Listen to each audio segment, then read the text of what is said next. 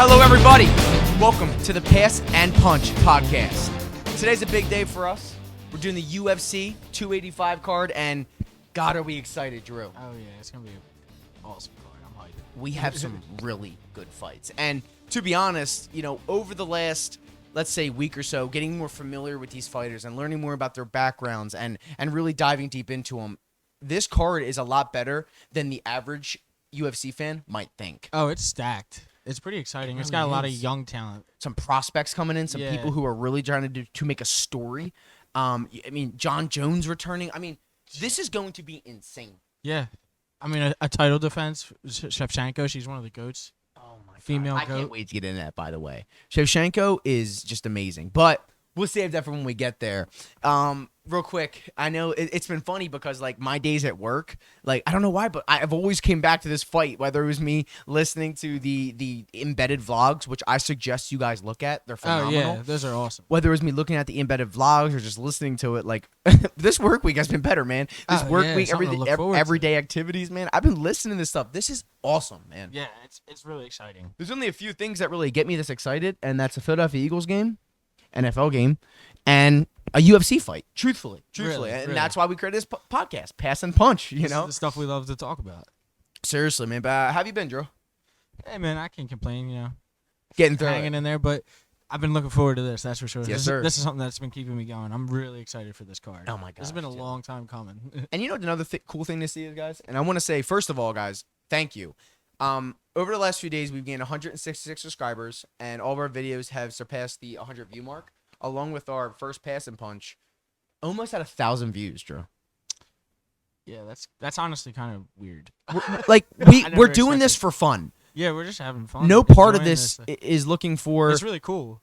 This is just awesome. It's awesome to see you guys are enjoying it as well. I had a contest and a giveaway running on our Twitter. If you can guess the correct round and fighter and method of victory, you get a $25 gift card. Person. We've had a few comments. So it's cool to see the engagement, and thank you guys. And please continue to show love, continue to engage, because we want to engage with you guys. We want to involve you guys, and we want to bring you guys some fun. Have a community. Have a good time with it. Yeah, we want to be that at work when you need a podcast to listen to. We want to be them. We want to be them. Right, you know what I mean? Seriously, it's just I'm so excited to get into this, man. It's and the vlog series, going back to that real quick.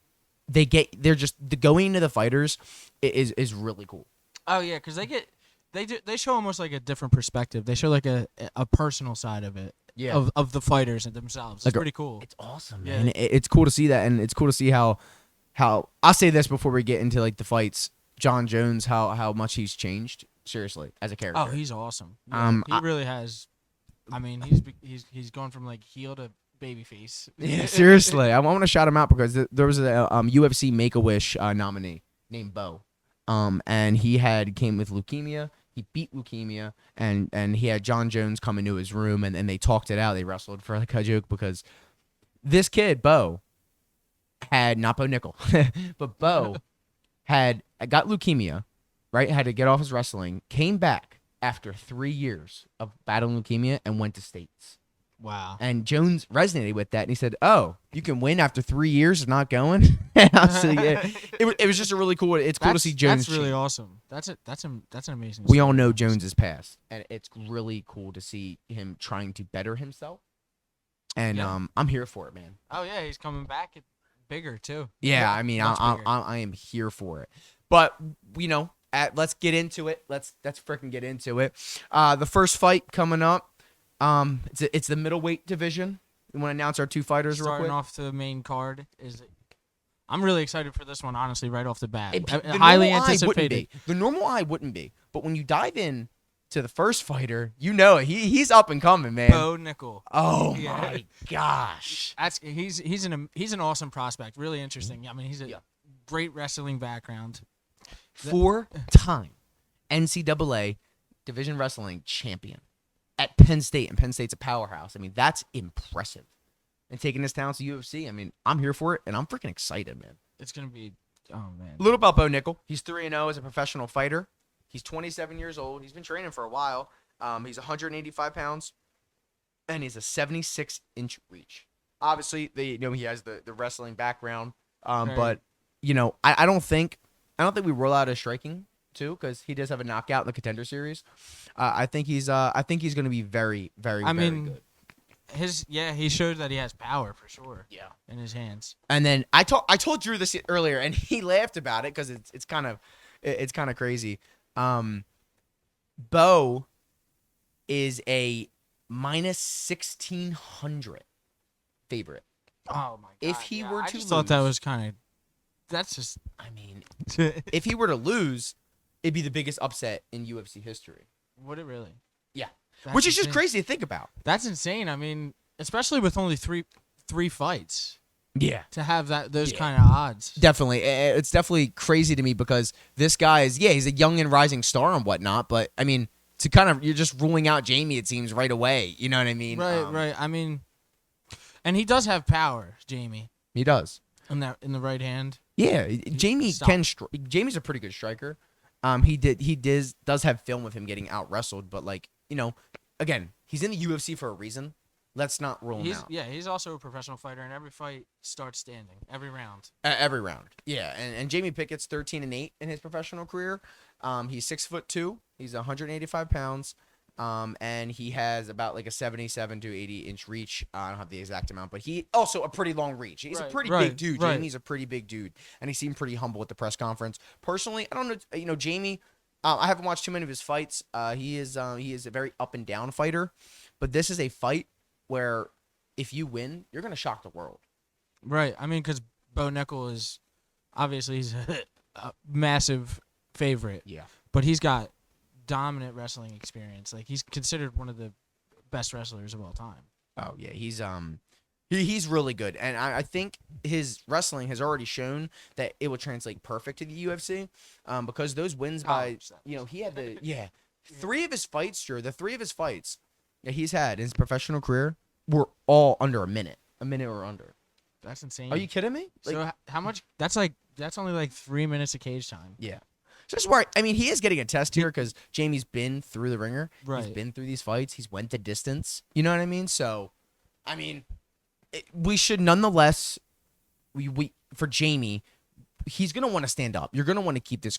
It's as definitely long as in his best interest to mostly stay standing. Stay up, man. Stay up. Because nonetheless, if you want to, you son of a bitch, because Mickey loves you. It's a Philly coming out in us. Because I mean, if this fight goes to the ground, truthfully, Bo will take over. Bo will use his freestyle wrestling. Bo will use his submissions, whether that's the rear naked choke, the triangle choke, whether that is going to be his guillotine. It doesn't matter with him. No, he's creative. He can do a lot. And for God's sake, if Jamie were to want to mix it up and try to take him down, Bo's defense is impeccable. Bo can submit you off of any movement. He's like it reminds me like Demetrius Johnson with his submissions, like anywhere, anytime, any place. Right. You never know. He's crafty. Yeah. And also another thing with his wrestling is too, he can also just hold you down. He can dominate with control time too. Yeah, definitely. So keys to victory for both fighters. Bo Nickel, obviously, we don't spend too much time on his keys because we know what it is. Bring it to the floor. Right.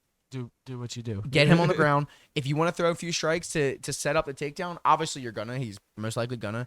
With his talent, he doesn't really always have to set him up because, Well, I mean, I saw him do this like right hand into the takedown in his last fight, and it landed, and it did a lot of damage, and it led to a successful takedown. So I think he's been preparing like some tricks and stuff.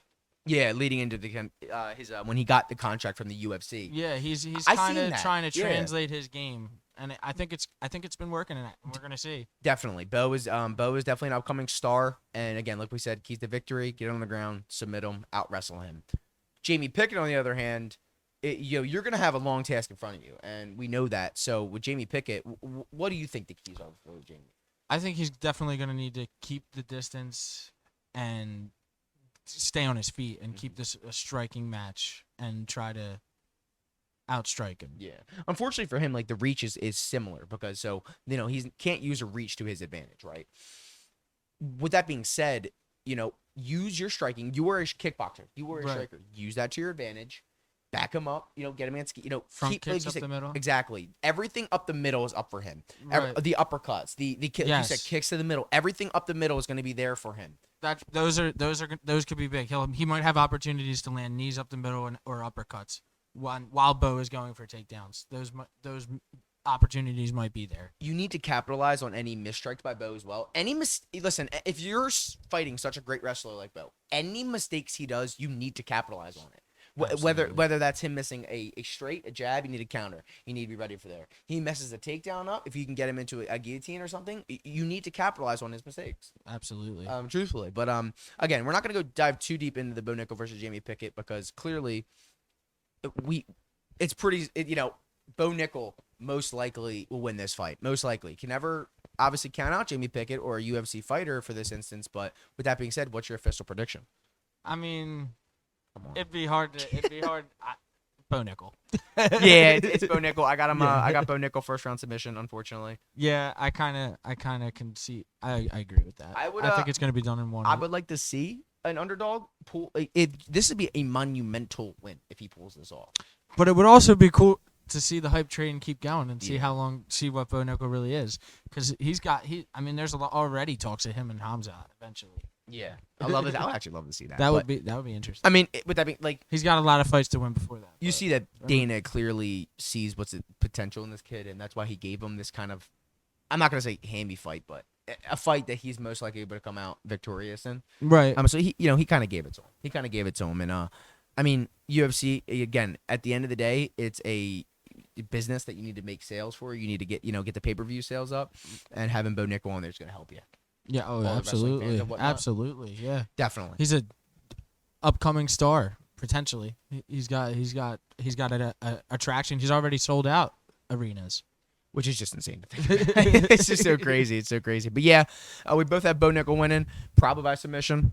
But listen, good luck to Jamie, man. If you can pull this off, it'd be huge. It'd be really, really big. Absolutely. That'd be interesting. Our next fight coming out of the lightweight division is going to be Gamrot versus Jalen Turner. And personally, I'm really excited about this fight, Drew.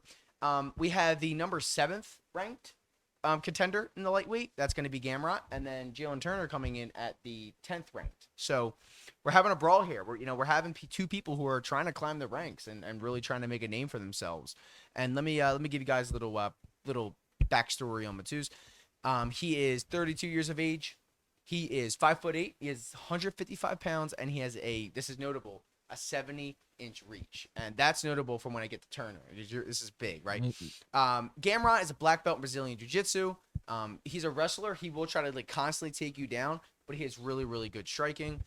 He is a former KSW feather and lightweight champion. 7 wins by knockout, 5 wins by submission, and 3 first-round finishes. I know, as you know, recently he was defeated by Beneil Dariush. Right.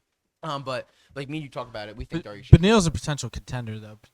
Beneil's a very, very good fighter. I don't think that drops his stock too much. No, and they went the distance. Exactly. So that's why it's like he did stand and bang with one of the good fighters. That was a great fight. Yeah. He's really good in that lightweight division. The reason I'm so excited about this, before the loss to such a great fighter in Dariush, he was on a 4-fight winning streak, and he's only 6 fights into his UFC career. So he's an up and comer. You know what I mean? Exactly.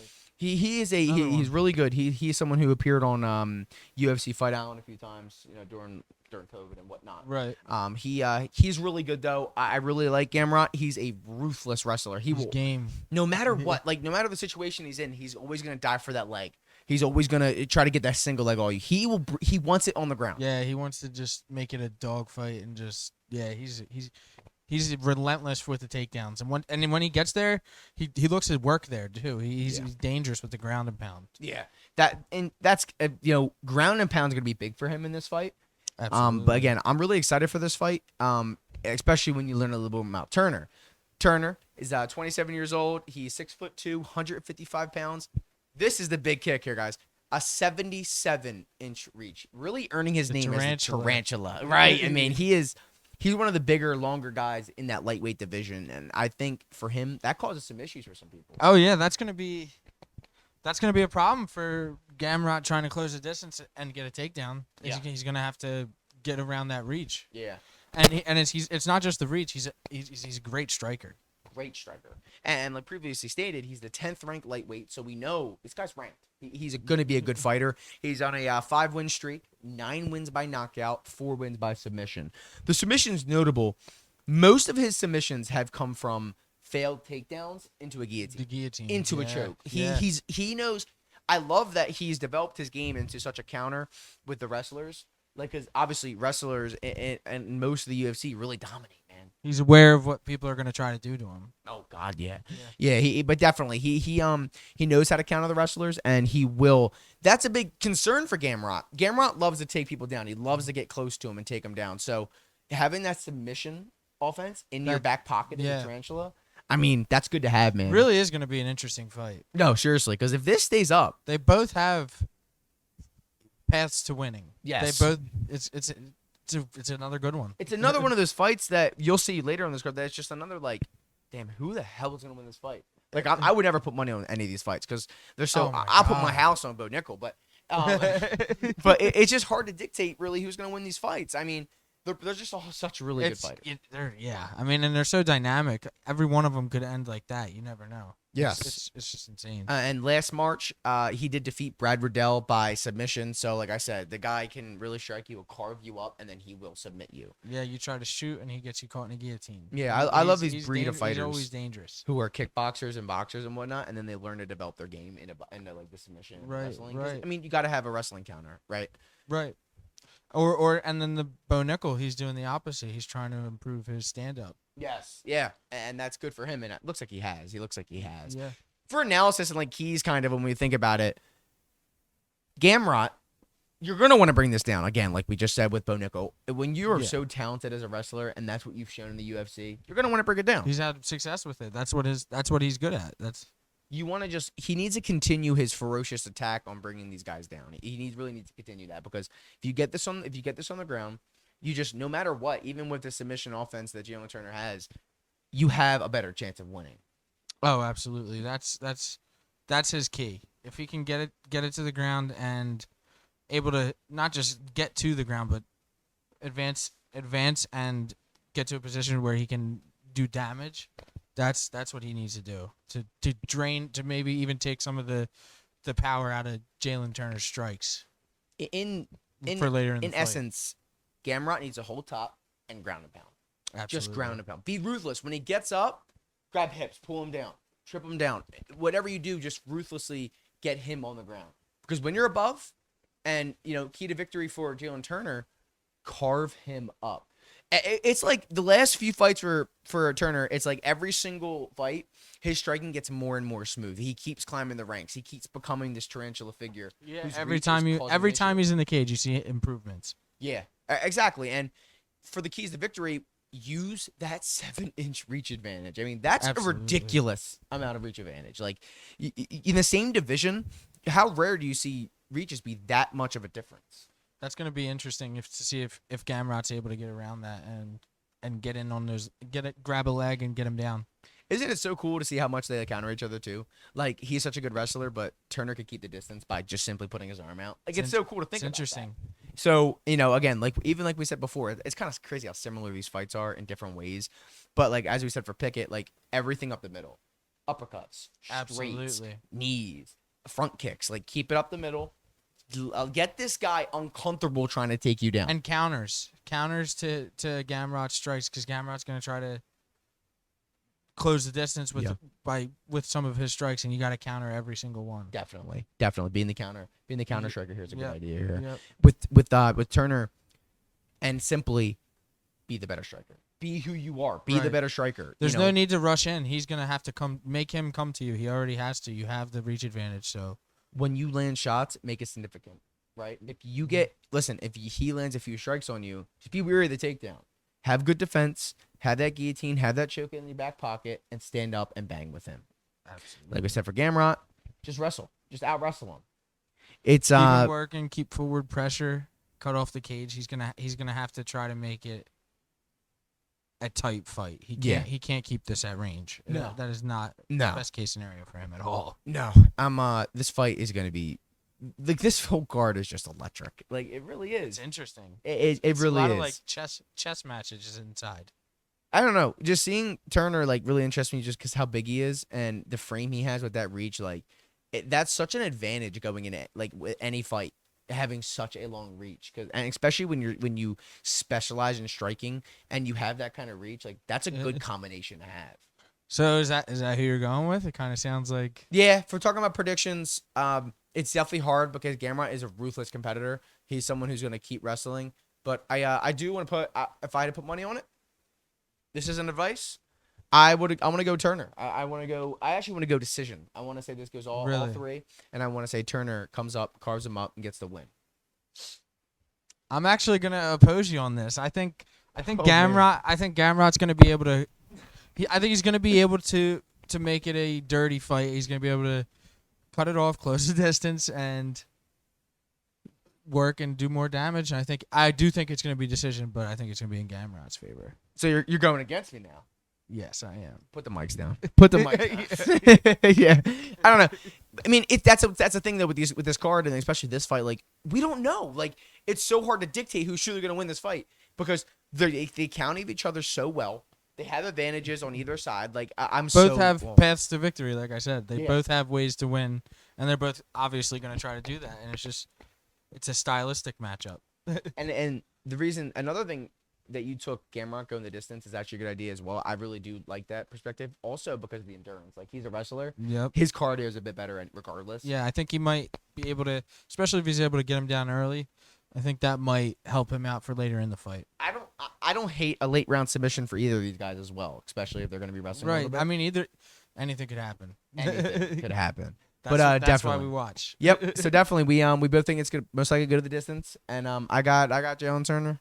He's got Gamrot. Book it. And then the next fight, right in the middle of the card, is another exciting one. Welterweight bout.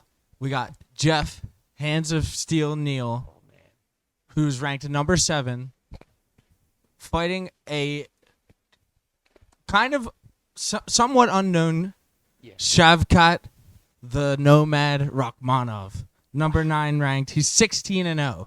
8 finishes by knockout and 8 finishes by submission. This is another very interesting fight. A rising star versus a veteran with a lot of finishes versus some great fighters. This is gonna be awesome. Yeah. Before we get into like the details of the fighters, this fight has been really blowing up as of the last few days, especially with the vlogs coming out and all the information on Shavkat coming out. It's so interesting. Shavkat developed a lot in his game in the M1 fighting series. And the thing with Shavkat is he's so interesting because he's another one of these Kyrgyzstan fighters, and what he does is like the way he figured out his opponents, starts slow and then finishes and then once you're on the ground, this motherfucker does not let you up. No, and you're always getting hit, no matter where. He's always finding ways to land strikes when he's on the ground or standing. He's really well-rounded, and it's going to be awesome. Yeah, definitely. A little about Neal. Neal's 32, so he's a little bit older, right? But again, age is really not that much of a difference in UFC. Honestly, I never really age isn't the craziest thing in the UFC. No, you've seen Jon Jones. What is 35? Yeah, you see fighters have success late in their Glover Teixeira. He was just the oldest championship in his 40s. I mean, Derek Brunson's on the prelims, and he's 39 years old. Right. You know, with Jeff, 170 pounds. He's 5'9", 75-inch reach. So good reach on the guy. He's 2-1 in his most recent fights. Yep. He's coming off a huge win on Vincent. That was big. Vincent is an amazing kickboxer. Yeah, definitely. I mean, heavy hands. Dangerous opponent. The thing with Neal is like the hands of steel is correct. The guy has heavy hands. He has that. Yeah, that nickname is for a reason. 9 wins by knockout, 2 by submission, and 4 by decision. So he does sometimes go to decision. What's interesting about Neal is, again, there was some health issues with Neal just a few years ago. He almost lost his life. He had told the media that he almost died while he was in the ICU, which is just insane to think about. Prayers to him and his family. Wild, yeah. I hope everything's okay with him. But obviously, he is if he's fighting. Come back, yeah. He's been, he had a few slow fights. He was in the hospital, and to come back and then take this fight against Shavkat where he's ranked below you. So how much is this truly helping you? It says a lot about Jeff's character. It really does. And I don't want the media to count. And him he's out. fighting back. He's ranked 7, and he's at his age. He's going to fight the ranked number 9, who's trying to on the up and coming of his career. When Jeff Neal's like, it just shows he's a game. He'll fight anybody. Jeff has some good wins, man. He has fought Bel Muhammad, who again Wow. at the time, yes, at the time he wasn't obviously the fighter he is now, but he's definitely was still good. It's still Muhammad, you know what I mean? And side note, he wants to fight Chimaev. Oh yeah, Yeah. I saw that. Which is interesting. That'd be interesting. Hey, I'm here for it. We'll save that for interesting for fight. that card break. UFC has so many fights in their pocket that they can still make. Yeah. It's such a good time. Like it's so funny that like in a different universe, this could be a main card of Shavkat. Maybe had a few more fights in the UFC. This could be the main event. This could be the main event. Eventually he could be fighting for a title. Yeah. Either fighter is just so good. Neal, hands of steel, heavy hands, a lot of knockouts on him. He hits hard. He also the guy has some wrestling game. You always got to pay attention. You never know if he's just gonna land the one. Again, his wrestling, like we said, previous 2 fighters, there's definitely an advantage to Shavkat with the wrestling. But when we're standing up, I like to give Neal the advantage there, even though it's hard. I want to give him the advantage. You know, Neal has to be aggressive. He has to match Shavkat and his length. He doesn't want to let as possible. Shavkat get too settled and comfortable. Yes. And start picking his shots and landing. And when Shavkat gets comfortable, he's going to be real dangerous. Jeff Neal needs to come out fast and aggressive, I think. And personally, before he lets him get a feel for him. Yes. And personally, I think don't just stay in the boxing range the whole time. Dip out and dip in. Dip out and dip in. Test them because right. Like we're going to get into about Shavkat has those kicks, which is interesting. Definitely. Now, I was just as excited for Jeff, but I personally really excited for Shavkat. Shavkat standing at 6'1", 170 pounds, 77-inch reach, and he's 16-0. Guy's undefeated. Yeah, I mean he's convincingly. I think the farthest he went, I think was M1 with a Russian fighter. He went the 3rd round. Right. I think he's but gotten still, like every single win has been by finish. his chin might have been touched once. This guy is dominant, man. Yeah. Every single one of his fights. But this is the test. Yeah. Every single one of Shavkat's fights has stopped and been called stoppage. Like he's never went decision, dude. It's this insane, guy yeah. kills people. And one thing about Shavkat that's really huge is the round 1 with him is never the most explosive because he's such I'm going to let you come at me and I'm going to read you. But he always comes out, and this guy brings a spark, man. The spinning heel kicks, or he knows exactly how to read you, take you down. Yeah, man. he's gathering information. Yeah, this guy's a data acquired. And that's why I think it's important for Jeff Neal to just be like, let's go. Go like, at you. Yeah, I think. Like, here's the thing. If Jeff's going to win this fight, careless, but it's got to be in the first few rounds. I don't think going the distance, it will be the best. I agree. That's I what would the wrestling will definitely take have to over. agree with that. Yeah. Jeff, he needs the explosive rounds. Mm-hmm. If he can come out, like I said, strong, I think that's his best. That's his key. I agree. And Shavkat, since joining the UFC, is 4-0. And, one of the biggest wins he had was he submitted Neil Magny. Yeah. And that fight wasn't close, Drew. No. That was impressive. It was awesome. Neil Magny he's been around in the sport for a long time. He's a pretty good fighter. Yeah. He's a pretty good fighter. He's had some recent losses, obviously, but, I mean, Shavkat showed absolutely no frickin' mercy. Now, Shavkat does have a staple of his game that's really, really, something he's even said he's pushed out is his guillotine. This guy has one of the most dangerous submission games that I've seen. Oh my God, he's got a deep bag. I would tell Jeff if I was his coach, I'd be like, Jeff, don't attempt one takedown versus this guy because he will get you in a guillotine. I don't understand something about his game, Shavkat. He knows really how to read the fighters, and then once you can get advancement on Shavkat, it's like he can counter with either a punch, a kick, a takedown, or submission. Like his bag of tricks is just endless. And and it's different too because I haven't really heard much of him from the media and stuff. Like he's just coming up and quietly like just murdering people. Just murdering. Just people. You line him up. I And kill everybody. For real though, like line him up and he knocks him down and he doesn't say anything and he's just climbing, and pretty soon like he's gonna be fighting in some big fights. Yeah. I mean, he already said he's like, give me 2 years and I'll be a champion. Right. And I'm like, I might believe this guy. I mean, I could see it. I don't know who can really. There's a lot of good wrestling on this card. He's definitely going to be in the conversation. Definitely. I mean, he's already 9th. Yeah. So I mean, he wins this, probably boost up 2, maybe 3. You think maybe? we'll see. We'll have to see because there's a couple other fights that are in the works for that division Right. that are going to have implications. Yeah. No, that's true. Like we said, Shavkat knows how to read his opponents. He's very good with the defensiveness. He's very good with the counters. But the big thing about Shavkat, his offense, when he gets it going, is absolutely ruthless. And you're on the ground with this guy, you are subject to constant ground and pound and always submission attempts. And that's where I'm scared for Jeff. That's where I'm a little scared because Jeff, although he's fought some good wrestlers and good strikers, I don't think he's fought a ruthless opponent like Shavkat. I don't think he has really gotten somebody who has this ground game like Shavkat. I think this is going to be, I mean, it might be late to say it's his coming out party, but I think this is really going to be, I mean, it's pretty obvious, I guess, who I'm going with. I got to go with Shavkat. I think he's a real contender, and he's going to be someone for a long time. Like, this guy is dominant. I think Jeff is going to realize, like, he doesn't have much for him. I think he's too well rounded. He's too good everywhere. He's young. He's coming and he's on a roll. I think he's gonna get this win pretty convincingly. Shavkat, although Neil's a striker, Shavkat can strike seemingly just as well. He wants to keep him down. He's gonna want to keep Neil down as much as he can. With that being said, give me Jeff on the plus 400 underdog.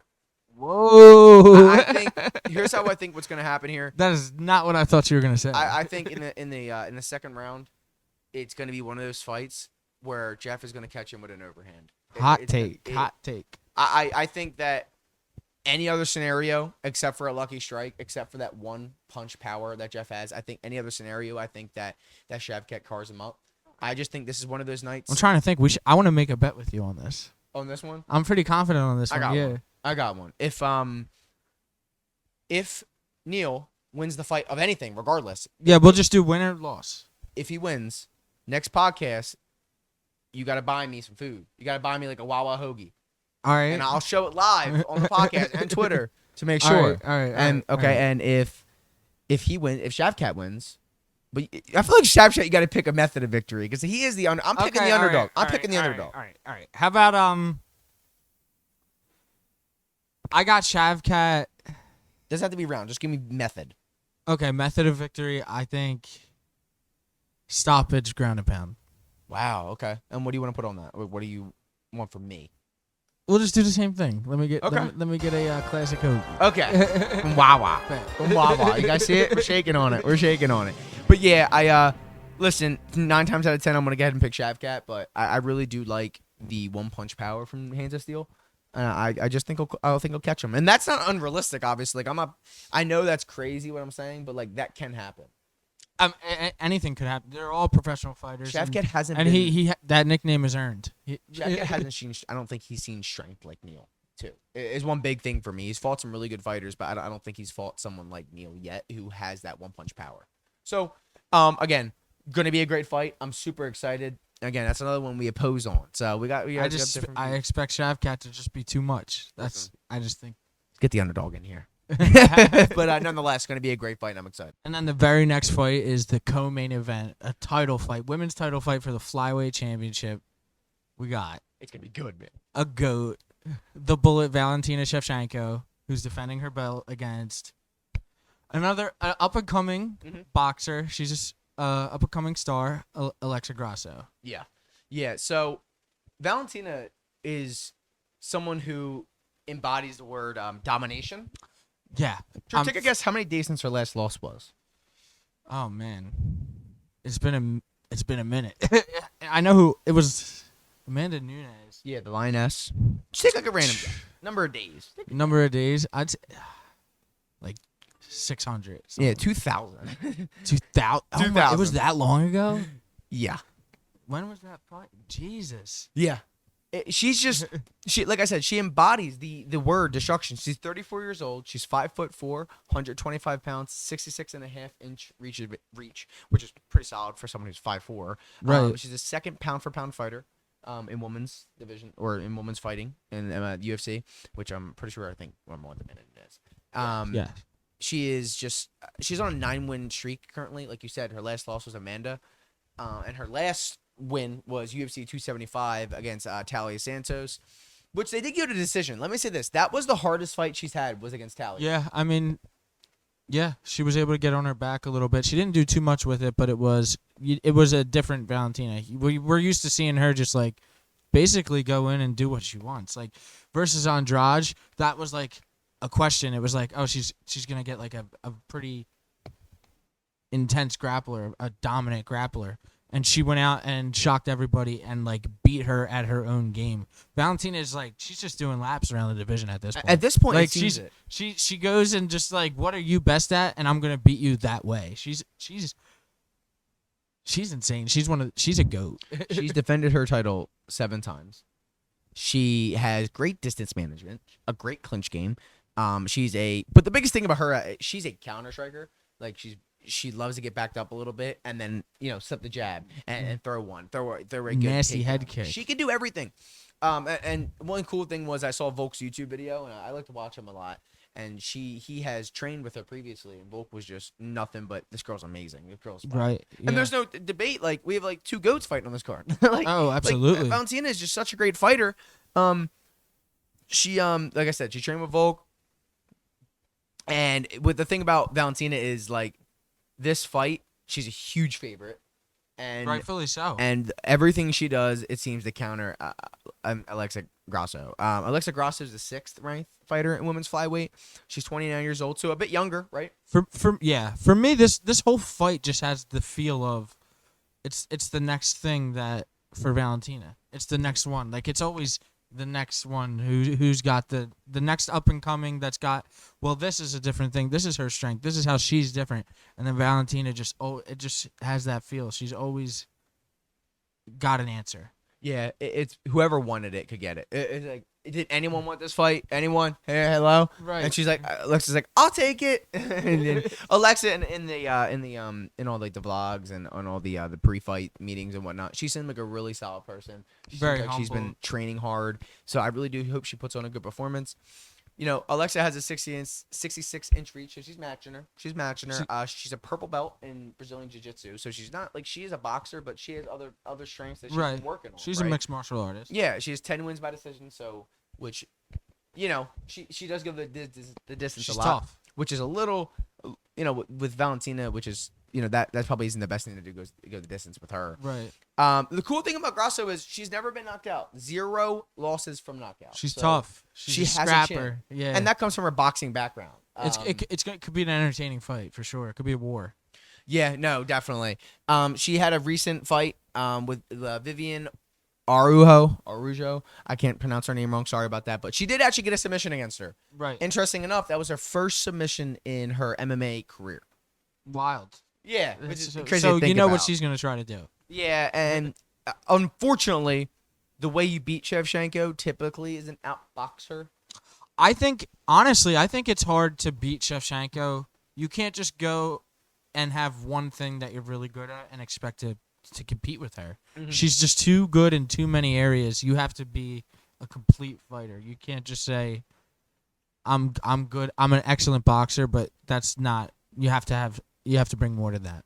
Yeah, and if we're gonna talk about in what in a world Alexa Grasso can win, I think her only real chance is you need to be able to fake and have combinations off of faking. Right? You need to fake Shevchenko out. She's a counter striker.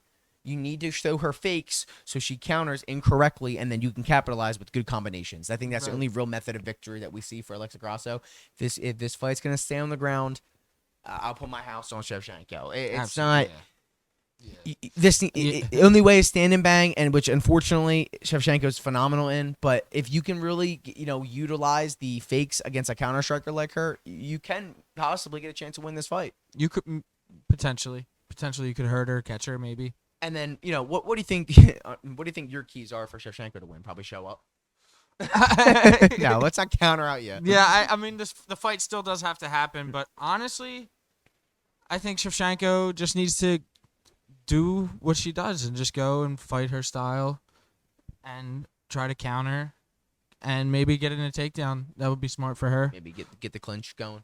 I just think, keep it a little gritty, and I think as long as she does that, she'll pretty much get a win. Alexa Grasso is a plus 550 underdog right now. The odds may have changed while we started recording. You never know, but from what we see right now, it's a plus 550 underdog. I don't see many people taking that. Again, you never know though. You know, Julia Pena and Lioness, like those goats can lose. They can very well lose. That's why you gotta watch, because these things happen. There's always it's a crazy sport. Anything can happen. It's just unfortunate that Shevchenko, you have a boxer versus a counter striker. That's one, other than wrestling, that's a great counter for a boxer. Right. You know, so I hope this camp has been great for Grasso. I hope she's worked on her clinch game, and I hope she worked on her takedown defense and her submission defense, because I'm telling you right now, if she wasn't putting in hours day and night, she's got to come correct for this one. Yeah, her team has got to get her ready for the onslaught that Shevchenko can bring. Yeah. With that being said, what's your official prediction? And on the other side of that, I really don't see this happening, but Shevchenko can't overlook Grasso either, because that she could get caught. Grasso does have hands, and she's tough. But Shevchenko is just so focused, and she's just a great champ. I don't see that happening at all. She's so fun to watch. What's your prediction? I'm gonna obviously go with the champ. I think it's and still, but and still, I think honestly she's probably gonna. I think this fight. I think she's gonna get finished for the first time, Grasso. Yeah, me too. And maybe the fourth round. I think a head kick might end it. With that being said, I'm putting all my money on Alexa Grasso now. I'm gonna take Shevchenko by stoppage. Yeah, I think she's gonna knock her out. Dr. Stoppage. I'm gonna say it goes 3 rounds. I'm gonna go Alexa Grasso puts on a little better performance than most of us were thinking. I think she'll take her 3 rounds, but the onslaught's gonna prove to be too much. I think the knockout's gonna come from like a perfect counter. I think she's gonna counter and just hit her with some kind of kick or some kind of good combination. I just think it's unfortunate for most people in the flyweight women's division right now, because it's just this is Shevchenko's era. If you're talking to Alexa Grasso right now, look in that camera, just give her a little message what you would say to her. Grasso, win. Win. We put that at the end of the last podcast. Grasso, just put on a great fight for us, and we'll love you. Yeah. Try your hardest. Yeah. No one's expecting you to win. No, not at all. You're shocking the freaking world. You're the underdog. This is an opportunity for you. There's not much to lose. I hope you work on your wrestling. And for our main event, we got one of the most hyped up fights that we've had in years. After a 3-year hiatus, after a 3-year hibernation, after a 3-year personal development and MMA training journey, Jon Jones, one of the greatest of all times, the most decorated UFC fighters of all time, will be facing off against Ciryl Gane, the #1 ranked heavyweight in the world, for the vacant heavyweight championship. Baddest man on the planet. This will second be baddest. I'm the first. Yeah. So third, first, second, third. Okay, I'm making sure we got that right. Weigh-ins had just happened. Jon Jones officially at 248 pounds. Holy shit, that's a scary man. That's wild. Yep, Gane at 247 and a half. So yeah, he's actually coming in bigger. That's a little bit surprising. Yo, God, it's gonna be crazy. Wow. I mean, 3 years, man, long time coming. I can't fucking wait. The last time we saw Jones fight, it was Reyes. Yeah. Which, here's the thing that's really big going on right now. We're talking about striking. For 3 rounds in that fight, there's been arguments that Reyes possibly won 3 rounds of that fight. Right. I mean, he has. Yeah. The last time we saw Jon Jones fight, he was outstriked. I mean, quite frankly, from all the analysis we looked at, everything, he was outstriked for the most part. Again, that's always an opinion as well. But Jon Jones, regardless, won the fight. Like, he pulls through. Yeah. So far, he always finds a way. Always finds a way. Jon Jones coming into this fight, for his first fight in heavyweight, he is still the same Jon Jones we remember. He has that ferocious wrestling game. He has that ferocious striking game on top of that. His kicks are deadly. His elbows are deadly. He's just crafty. He's just, oh my God, he's slick with it. He's always finding ways to just do damage. And to do the same introduction as we did for the previous fighters is just it's different with Jon Jones, man, because we know him, and the new age, including myself, right? Including myself, a lot of us haven't seen Jon Jones fight. This man has. It's like we're gonna see a living goat fight again, and at his biggest. Like this is insane. I've been waiting for this for 3 years. Like, yeah. It's gonna be insane. And Jon Jones coming in, a lot of the vlog series and whatnot, saying everything. He has been such a change of a character. He's fully dedicated himself and calls himself a full-time martial artist. Yep. He seems different. He put on the weight the right way. He looks good. Did you see him at the weigh-ins? Looks really good. Yeah. Looks good. He doesn't look like tubby or anything, or doesn't look like, one of those heavyweights who force the food down. Look like he did it a healthy bulk. Yeah. It took time. He's obviously looks like he did a lot of cardio. Real quick, before we get into Gane, on the topic of the 3-year hiatus, on the topic of ring rust, do you think that'll affect him at all? That's the part that, to me, that's like the variable of it all. Like, that's the part that, like, we're just going to have to see. But, I mean, he's been training with some high-level guys. Like, I think he's ready. I'd like to think. I mean, he's a champion. He had 15 title defenses. I think he knows he's professional. I think he knows how to prepare for these fights. And I don't think it's going to be too much of an issue, honestly. I don't think it's Jon Jones. I mean, he's the greatest fighter of all time. Yeah, and with Jon Jones, I think if ring rust were to be an issue, maybe the first 2 minutes of the first round, maybe. Right. Yeah, I think right after he gets back to his old style. I think Jones utilizes a lot of his good takedowns. I think Jones, utilizes how good of a wrestler he truly is and can really control the fight. I feel like that's going to be what Jon Jones is going to want to do. You're not going to want to stand and bang with Gane. Jones is going to want to take him down. Jones is going to use his advanced martial artist techniques that he has on the ground. Like, the guy is his takedown defense, his offense, his transitions, the way he moves, and his speed. I don't think that his weight will affect his speed too much. Like, no, I kind of expect to see like light heavyweight Jon Jones, but heavyweight. I think it's gonna be Jon Jones, just bigger. Yeah. So more power, more. I just think he's gonna move similar. I think he put on the weight the right way. It took a long time, and he had the right coaches, and I think he's gonna move exceptional. Yeah. Well, enough about Jon Jones, even though I could talk about him all day. Ciryl Gane's coming in, like we said, 247.5, #1 ranked heavyweight in the world, one of the best strikers that the heavyweight division has seen. Gane over time, when Gane had just came off a great win on Tai Tuivasa, Derek Lewis was in that onslaught. His most recent fight being a loss to Ngannou, unfortunately. Or was that before the two? Sorry, before. This is his bounce back fight. I'm sorry. With the you knew what I'm talking about. With that loss to Ngannou, that obviously dropped some concern because he got out techniques by him and whatnot. But honestly, he got out wrestled by him, which was surprising at the time. But for this fight, that could be a key to victory. Yeah, definitely. And with that being said, like, if Jon Jones is on your back and has you by your hips, like, I don't think there's too many people in the world that would survive that. Would not be able to bring you down by that. No, I mean, nobody has yet. No, but I won't reflect on his old because Gane's obviously a new fighter. Gane every camp, every fighter who goes through a camp is a new fighter at the end of it, right? He came back and, he did get tested against Tuivasa, but he also did a lot. He did a lot of good stuff and picked them apart and got the stoppage. Yeah, and Ciryl Gane is going to want to utilize his God-given footwork. The way he moves with his feet and closes the distance and keeps himself out of harm's way is impressive. Yeah, he doesn't look like he should be able to do that. And Jon Jones even commented on that. He said that his footwork is impeccable. Jon Jones does his study work.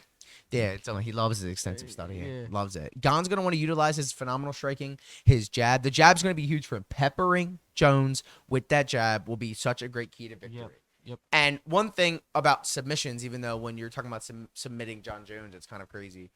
The leg lock submission is something Gane really likes to utilize, especially when he's being taken down. So be on the look for that. Interesting. Be on the look for peppering him up with a jab when it's going to go to the ground. Be on the lookout for Gane trying to get a leg lock submission. Just keeping him thinking. That's it. And as we're talking right now, Jones has advanced as the -175 favorite. And it started with Gane. Right. I think the press conference. They're kind of not sure what to do with this one. It's like I wouldn't bet on this, Drew. Yeah, I wouldn't. I would stay away. These ones, I mean, it's changing all the time because it's been 3 years, and that's a long time. I mean, Oh my god, I would give up my 15 years of football just to watch this fight right now. Oh my I can't wait for it, man, because it's two people who I couldn't name other two people who are more deserving of this fight, man. Maybe Ngannou, but he's not in there anymore, right? You know, this fight. The issue with me, right? The issue that I have an issue with Gane, right? The guy's so nice. He's so hard to hate, man. He's talking so nice. I love Jon Jones. In his Paris accent or his France accent. Paris accent. Yeah, come on, dude. Come on.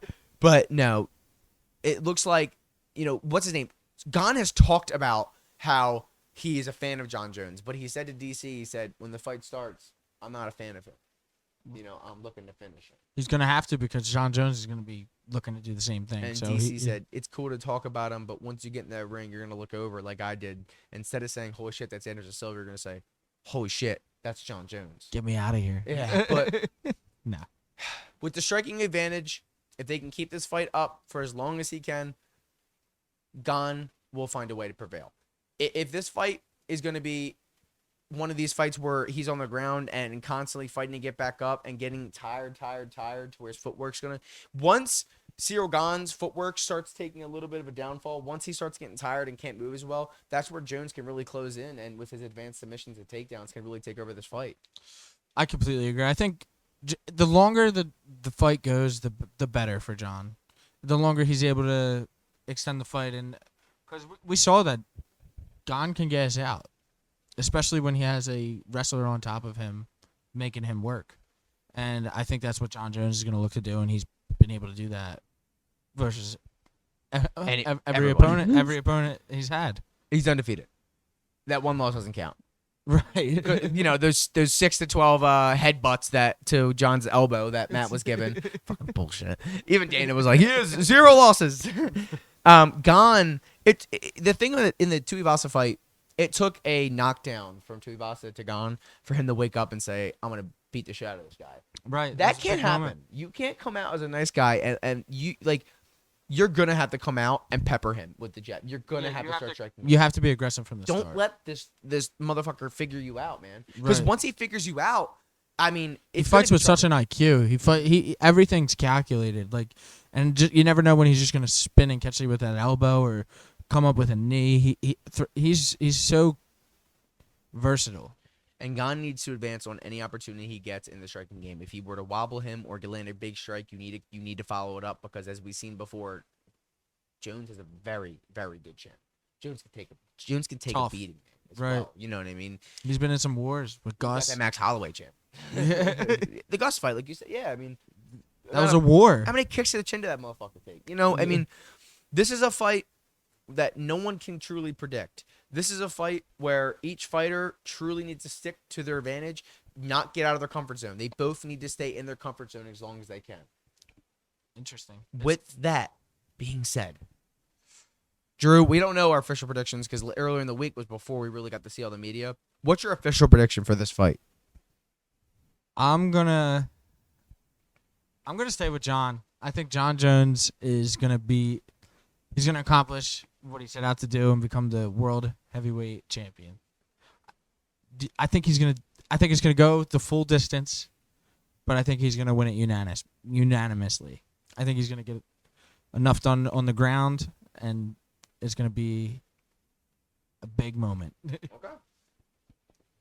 This fight, again, for me, is really hard for both of us. It's just so hard to really predict what's gonna happen and who's gonna win. You know, with that being said, I've been thinking about this decision for a while. Earlier in the week, I have gone with Gane. Oh my god! Earlier in the week, I went with Gane. And now that I get to really reflect on it, I say Gane still. I do think. Right. I think this fight stays up, and I think Gane really does. I think he catches him, man, and I think it's gonna happen in the championship rounds to where Jon doesn't think he can hang, like he previously said. I think round 4, he's gonna catch him, and it's gonna be a knockout. I think he fucking knocks out Jon Jones. I think you're showing your age a little bit. You're just a young. I did my research, guys. This is the GOAT. This is the GOAT. This is Jon Jones. He's getting it done. Yeah, You got the young person's bias. Again, and you can't fault me for taking Gane. No, Gane. I mean, Gane. Don't get me wrong. Gane is a worthy opponent, and he definitely is dangerous with his striking, and anything can happen. Yeah, and like it's not me. It's not me wanting to be different or wanting me to oppose you either. It's just this is one of those fights, man, where it could be. He's either way. powerful. I see what you're saying. He's strong. You know what I mean? He's like a Nagano with that kind of power. It's just not the Nagano power. I get it. You're just wrong. If Jones were to win this fight, do you think the next fight is somehow to make it happen is Nagano? You think? A lot would have to happen for that. A lot. I would do some pretty crazy things. Come for on, that fight. Dana, pull some strings. Let's book it. book it. Book it. Following the recap of the card, Drew, for 285. Do you have any last parting words to the sports media family? Oh man, I just cannot wait. I'm just excited. I hope you guys are excited too. I hope you guys are liking this. This is fun for us. If we're able to control ourselves, maybe we'll do a little bit of a watch party on here. And I'll put that on our Twitter. Do us a favor. Go follow our socials, guys. Twitter, Sports or Media. We're doing that giveaway, like I said. We're doing a giveaway of a $25 gift card for whoever can predict the fight, exactly how it happens, the round, the fighter who wins, and the way they win. Get a free gift card. You know what I mean? First person. Yeah. If you have a bunch of people taking it, but the first that's why it's finders keepers. Get over there and put it on there. Yeah. Get your picks. Definitely. We have a SoundCloud, so if maybe you can't really use YouTube app too well when you're trying to listen to it, go on our SoundCloud. I upload all of them on MP3 audio, so you can listen to it. We also have Rumble, and that's it right now. We're moving towards Instagram soon, but yeah. And again, guys, thank you for all the support. Thank you for the growth you guys have already showed towards us. It's just awesome.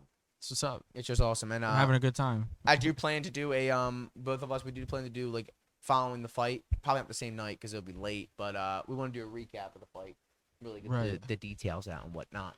Yeah, just get it out. But after we see what happens, I mean, that's it. But again, thank you guys for everything. Thank you for tuning in. Be sure to click the notification bell because we'll have a few more videos coming at you. We'll have a rant robin next week, a recap. It'll be a great week. And we'll have a new world heavyweight champion. I can't wait to announce it. And one of us will be holding possibly holding a hoagie. And I'm gonna make sure I clip that. Get that saved. So Jeff Neal comes out, hands of steel, knocks him the fuck out. I want my Italian hoagie. Yeah, Ariel will be on the show next week as well. I'm just kidding. Ariel hit me up. But you guys, thank you for watching. Drew, thank you for being here, man. Oh, for sure. And we'll catch you guys later.